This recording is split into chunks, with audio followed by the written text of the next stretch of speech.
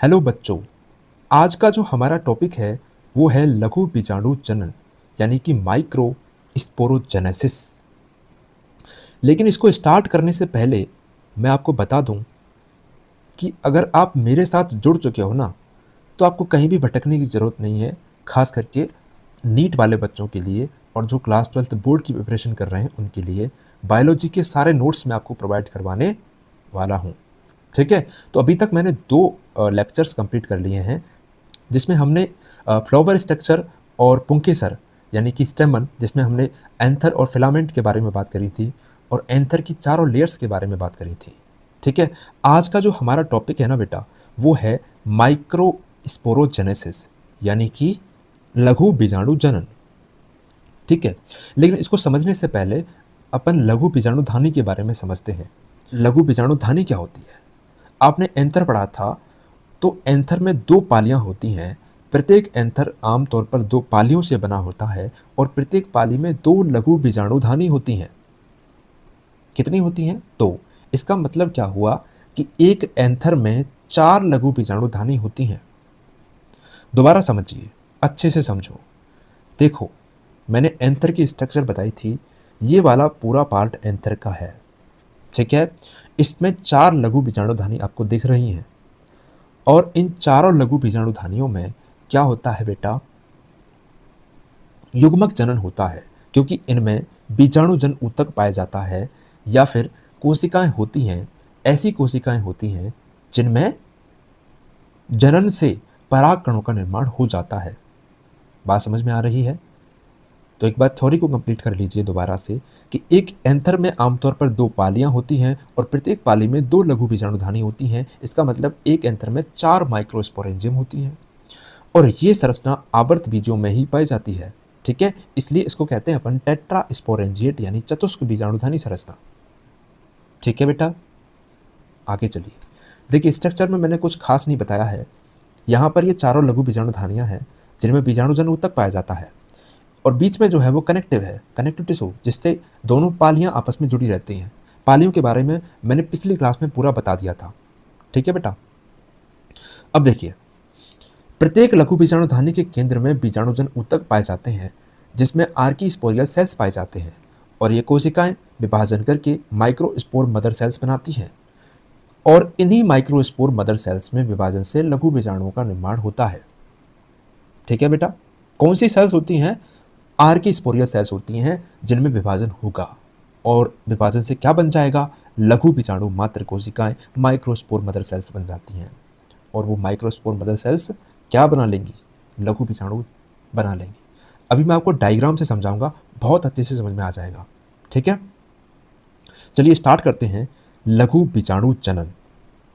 ठीक है, देखिए, लघु बीजाणु जनन जो होता है, इसमें क्या होता है कि जो लघु बीजाणुधानी है उसमें लघु बीजाणु मात्र कोशिकाओं में अर्धसूत्री विभाजन होता है, मियोसिस होता है और मियोसिस से 4 लघु बीजाणु बन जाते हैं। इसी को कहते हैं अपन माइक्रोस्पोरोजेनेसिस। डायग्राम से समझो। लघु बीजाणुधानी जो मैंने बताया था आपको, उसमें क्या होता है? बीजाणुजन ऊतक सेल्स पाई जाती हैं, उनमें विभेदन होगा और विभेदन से माइक्रोस्पोर मदर सेल्स बनाएंगी जिनको अपन पॉलिन मदर सेल्स भी कहते हैं। ठीक है, और इन्हीं माइक्रोस्पोर मदर सेल्स में अर्धसूत्री विभाजन होगा, मियोसिस होगा और मियोसिस से क्या बन जाएगा बेटा? लघु बीजाणु चतुष्क बन जाएगा, 4 लघु बीजाणु बन जाएंगे।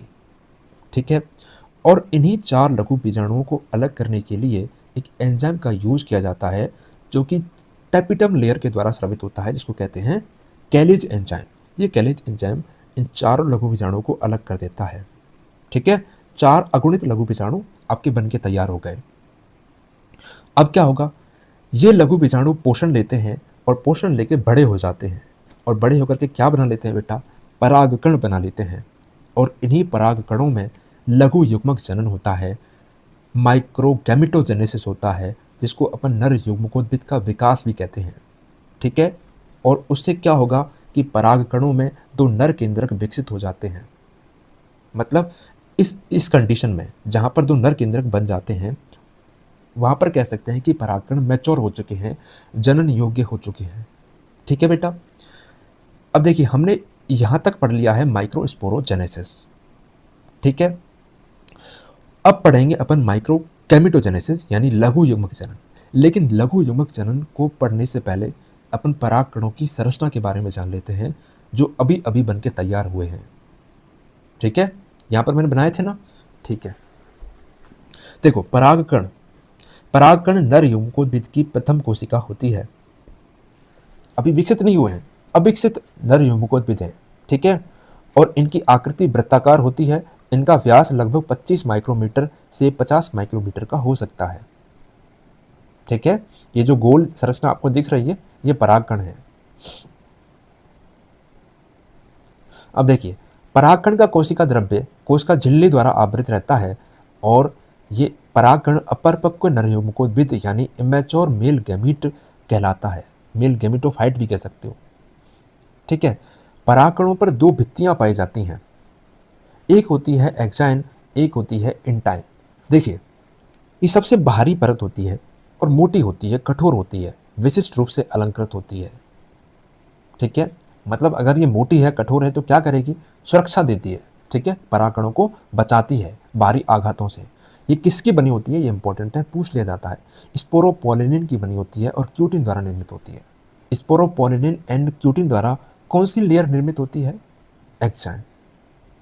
और एंटाइन जो होती है वो किसकी बनी होती है, पैक्टोसेलुलोज यानी कि पैक्टिन और सेलुलोज की बनी होती है, जो क्या काम करती है, पराग नली का निर्माण करती है। ये आंतरिक होती है, लचीली होती है, सतही होती है। तो बेटा ये जो वाली परत है एक्साइन, ये करती है सुरक्षा और ये पराग नली का निर्माण करती है। बात आगे समझ में। ठीक है, यहाँ पर मैंने नोट लिखा है और कुछ इंपॉर्टेंट लाइन है। देखिए, स्पोरोपोलिनिन अत्यंत प्रतिरोधक तत्व होता है, जो कि किस किस से रक्षा करता है, मैंने अभी बताया था ना, एक्साइन जो है वो किसकी बनी हुई है, स्पोरोपोलिनिन की। तो सुरक्षा प्रदान करती है किस किस से, तापमान से, पीएच से, लवण से, अम्ल से, क्षार से, विद्युत आघातों से, इन सब से सुरक्षा प्रदान करेगी। ठीक है, आपको ध्यान रखना है कि इसको अभी तक तोड़ने वाला, क्षय करने वाला एंजाइम पैदा नहीं हुआ है। मतलब इतनी कठोर परत है कि कोई भी एंजाइम इसको तोड़ नहीं सकता है। ठीक है, स्पोरोपोलिनिन की उपस्थिति के कारण परागकण जीवाश्म के रूप में भली भांति सुरक्षित रह सकते हैं। आप इनको स्टोर कर सकते हो आराम से, क्योंकि स्पोरोपोलिनिन है उन पर। तो आप चाहे टेम्परेचर ज़्यादा कर दो, कम कर दो, वो नष्ट नहीं होंगे। ठीक है, देखिए परागकणों के अध्ययन को पॉलिनोलॉजी कहते हैं।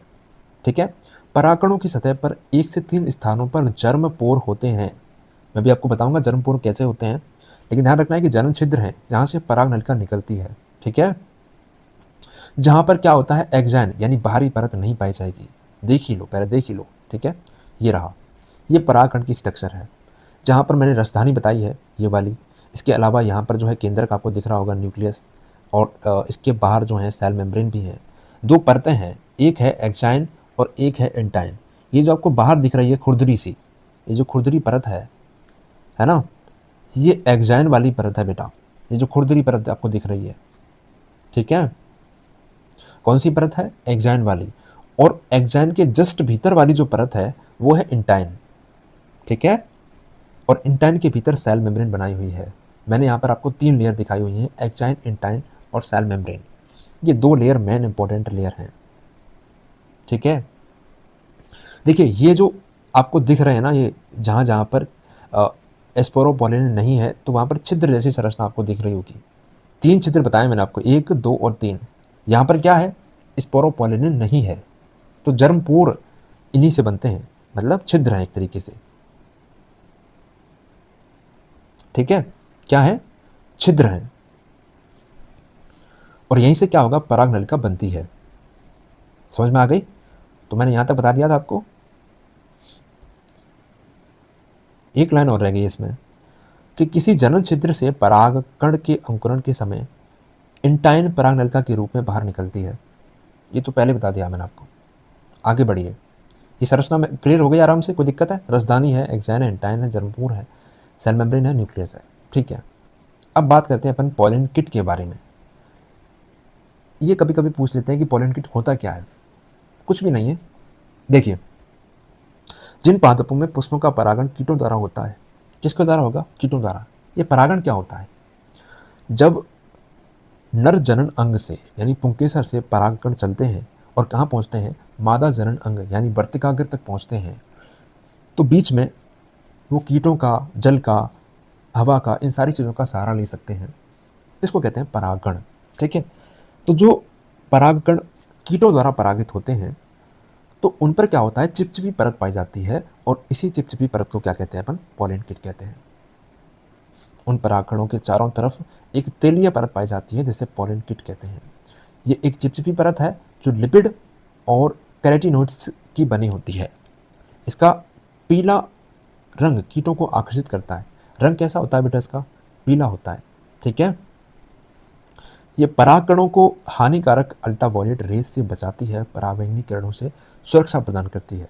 जब कोई कीट पराग ग्रहण करने हेतु पुष्प पर बैठता है तो पॉलन किट की चिपचिपी प्रकृति के कारण परागकण कीट की काया से चिपक जाते हैं। ठीक है, जब ये कीट किसी अन्य पुष्प पर बैठता है तब ये परागकण उसकी काया से झड़कर वर्तिकाग्र तक पहुंच जाते हैं और इस प्रकार कीट परागण हो जाता है। समझ में आ गई होगी कहानी। अब देखिए, पराग कोश का स्फोटन। ये टॉपिक बहुत बड़ा नहीं है, छोटा सा ही बताया है, थोड़ा समझ लो। पराग कोश का स्फुटन मैंने पहले ही बताया था कि इसमें जो लेयर यूज होती है वो है एंडोथीसियम। ये एंथर की लेयर है, पराग कोश की लेयर है। 4 लेयर्स होती हैं। सबसे बाहरी परत है एपिडर्मिस, दूसरी होती है एंडोथीसियम, तीसरी मिडिल लेयर और चौथी होती है टैपिटम। तो जो दूसरी लेयर है ना एंडोथीसियम, ये आर्द्रता ग्राही होती है और यही स्फुटन में मदद करती है, यानी फट जाती है जहाँ से परागकण मुक्त हो जाते हैं, और मुक्त होने को क्या कहते हैं अपन, स्फुटन। देखिए, एंजियोस्पर्म में 4 विधियों से होता है, जिसमें पहली विधि है अनुदैर्ध्य जो कैप्सुला कपास में पाई जाती है। दूसरी छिद्रित या शीर्षस्थ जो कि सोलेनम वाले कुल के जो प्लांट्स हैं उनमें पाई जाती है। तीसरी है अनुप्रस्थ जो कि तुलसी में पाई जाती है, ऑस्मियम सेंटम। इसके अलावा जो कपाटीय विधि है वो पाई जाती है बर्बेरिस में। आप इनको भूल जाओ, ये जो विधियाँ हैं ना बेटा इनको भूल जाओ। सिर्फ ये ध्यान रख लो कि एंडोथीसियम मदद करती है, क्योंकि यहाँ से क्वेश्चन आपका पूछा नहीं जाएगा। ठीक है, ये आपको ध्यान रखना है कि एंडोथीसियम लेयर परागकोश के स्फुटन में मदद करती है। ठीक है, आगे चलते हैं। अब पढ़ते हैं अपन नर युग्मकोद्भिद का विकास, यानी कि माइक्रोगैमेटोजेनेसिस, जहाँ पर क्या होगा, लघु युग्मक जनन होगा और एक परागकण से पूरा जो नर युग्मकोद्भिद है वो बन जाएगा, जिसमें 2 क्या होंगे, केंद्रक होंगे, एक परागनली बन जाएगी। ठीक है, इससे पहले हमने क्या पढ़ा था, माइक्रोस्पोरोजेनेसिस। अभी अपन क्या पढ़ रहे हैं, माइक्रोगैमेटोजेनेसिस। दोनों में फ़र्क ध्यान रखना है बेटा, क्वेश्चन बने तो आपको पता होना चाहिए कि माइक्रोस्पोरोजेनेसिस में जो लघु बीजाणुधानी है उसकी सेल्स में लघु बीजाणु बनते हैं, यानी कि परागकण बनते हैं। लेकिन माइक्रोगैमेटोजेनेसिस में उन्हीं परागकणों से विकसित नर युग्मकोद्भिद बन जाता है। ठीक है, जिसमें क्या होगा, परागनली होगी और 2 नर केंद्रक होंगे। ये आपको समझ में आना चाहिए। ठीक है, अभी मैं आपको डायग्राम से समझाऊंगा, लेकिन पहले थ्योरी को क्लियर कर लो। देखिए, इस प्रक्रिया में परागकण में 2 अगुणित नर युग्मकों का उत्पादन होता है। कितने नर युग्मक बन जाएंगे, 2 नर युग्मक बन जाएंगे परागकणों में, जिसे लघु युग्मक जनन कहते हैं। ये 2 चरणों में होता है। ठीक है, पहला है परागण से पहले, दूसरा है परागण के बाद। कुछ हिस्सा जो कंप्लीट होगा वो परागण के बाद में, मतलब पराग नली जो बनती है ना बेटा वो परागण के बाद में बनती है, मादा जननांग पर बनती है। ठीक है, परागकण में प्रथम समसूत्रण यानी असमान विभाजन के परिणाम स्वरूप 2 असमान आकार की सेल्स बनती हैं। अभी आपको पूरा समझ में आ जाएगा, लेकिन पहले थ्योरी को कंप्लीट कर लो। 2 सेल्स बनती हैं इस प्रक्रिया में, और वो 2 सेल्स कौन कौन सी हैं, एक होती है कायिक कोशिका और दूसरी है जननी कोशिका।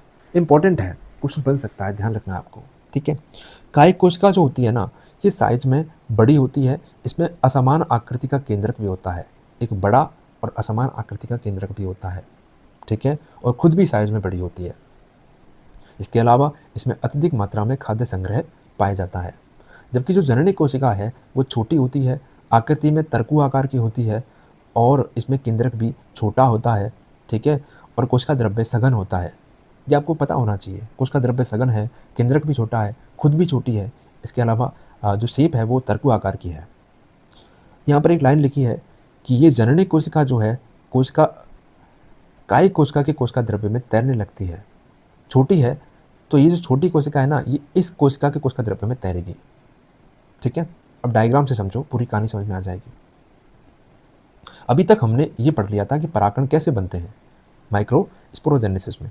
अभी अपन पराग कणों से क्या पढ़ेंगे, ये विकसित नर युग्मकोद्भिद कैसे बनता है इसके बारे में पढ़ेंगे। ठीक है, तो देखो सबसे पहले तो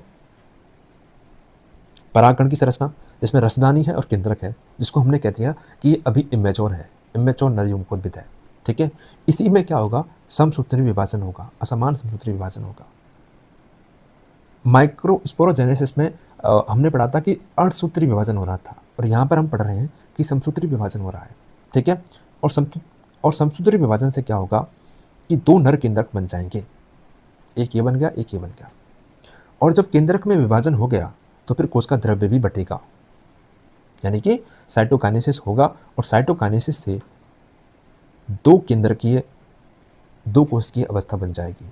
देखिए, एक कोशिका ये हो गई और दूसरी कोशिका आपको ये दिख रही है छोटी सी, ये हो गई।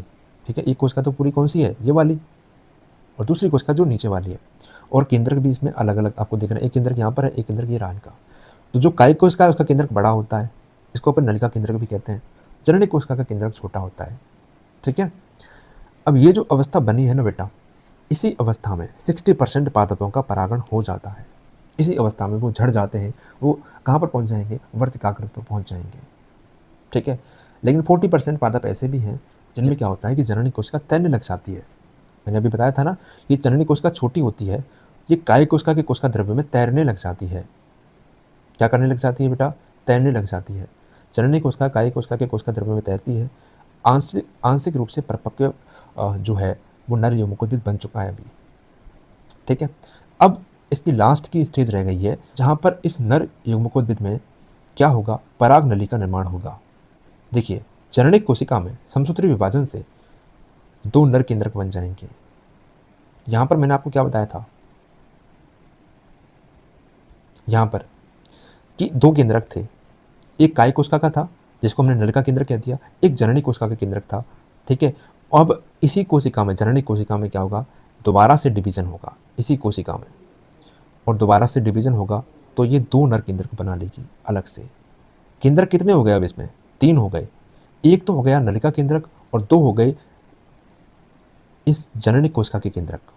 ठीक है बेटा, समझ में आ रही कहानी। ठीक है, देखिए ये कंप्लीट आपका क्या हो गया, नर युग्मकोद्भिद बन चुका है, जिसमें पराग नली निर्मित हो चुकी है, जो कि किसी एक पोर से निकली होगी। ये जो जर्म पोर मैंने बताए थे तीनों, इनमें से किसी एक पोर से निकली होगी पराग नली। ठीक है, और इसी पराग नली में दो नर केंद्रक पड़े हैं और एक नलिका केंद्रक पड़ा है। परागण हो चुका है और ये पूरा आपका क्या संरचना बन गई, ये विकसित परागकण की संरचना बन गई, नर युग्मकोद्भिद का विकास हो चुका है। ठीक है, तो यहाँ तक हमने कंप्लीट कर लिया है। आगे का जो पार्ट है वो अपन नेक्स्ट वीडियो में क्लियर करेंगे बेटा, और वो है मादा जननांग यानी जायांग के बारे में अपन पढ़ेंगे।